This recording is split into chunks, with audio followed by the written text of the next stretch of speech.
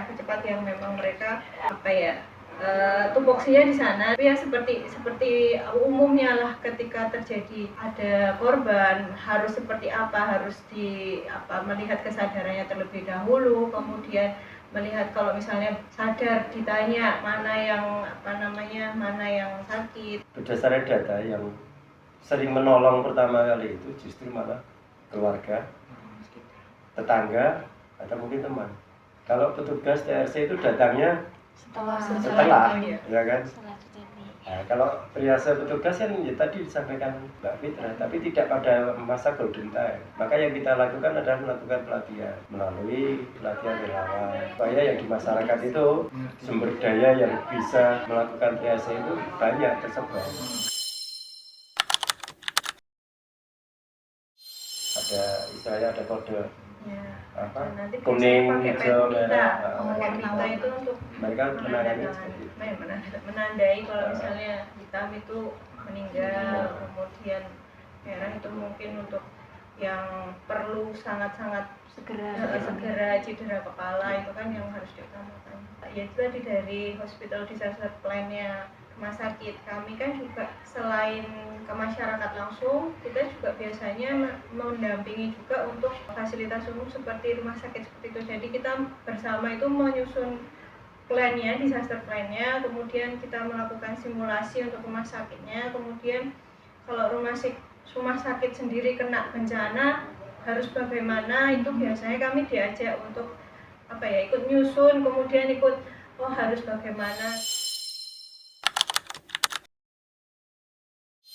Ada yang namanya nanti pengaktifan sistem komando penanganan darurat bencana, itu nanti ranahnya sudah kabupaten, bukan BPBD bergerak sendiri. Jadi di situ sudah ada nanti rumah sakit, nanti ada TNI, Polri, Dinkes, dinas sosial, Kominfo, semuanya ikut.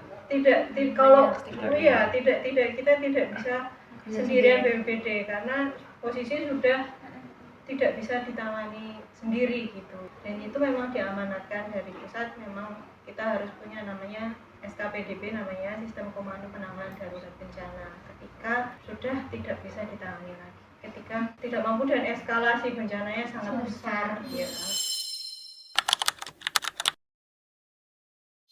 Jadi sebenarnya penentuan itu tergantung besaran bencananya. Setelah itu kan, setelah diketahui besaran bencananya, diketahui penangguh bencananya seperti apa, kan kasarnya seperti itu. Misalnya dia setingkat Pemda, di tim Pemda itu, pemerintah daerah itu merapatkan nanti SK daruratnya berapa lama nih kebutuhannya. Misal 2 minggu kurang, ditambahin lagi 2 minggu lagi. Nah, setelah dinyatakan kondisi daruratnya sudah cukup, sudah tertangani semua yang kegawat daruratan, berubah dari SK darurat ke SK rehabilitasi konstruksi. SK darurat sudah usai itu korban tertangani semua, yang pertama itu.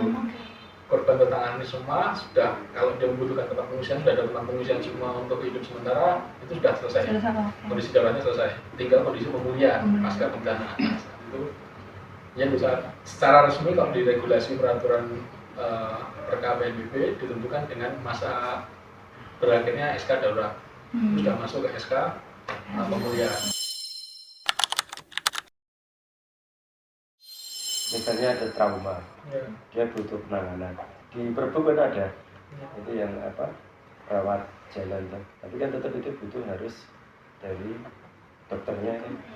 Misalnya dia terkapar BPJS, ya dia pakai BPJS kan. Tapi kalau dia tidak pakai BPJS, misalnya dia benar dampak bencana, terus ada dari dinas kesehatan, ada rekomendasi, itu bisa juga pakai yang Perbu itu, yang rawat jalannya. Sampai dianggap pulih oleh dokter instansi yang memang menentukan sembuh, termasuk jiwa tadi kan bisa masuk. Sekarang kan sudah nggak tabu lagi ya ke psikolog, ke psikiater, itu kan udah open ya sekarang. Jadi termasuk kalau memang dirasa butuh dan secara penilaian dari dinas kesehatan dan lain sebagainya butuh, nah silakan saja nanti. Pada akhirnya kalau misalnya ada BPJS bisa ditanggung BPJS, kalau memang nggak punya BPJS kita bisa mengcover, karena itu masuknya ke ranah kesehatan.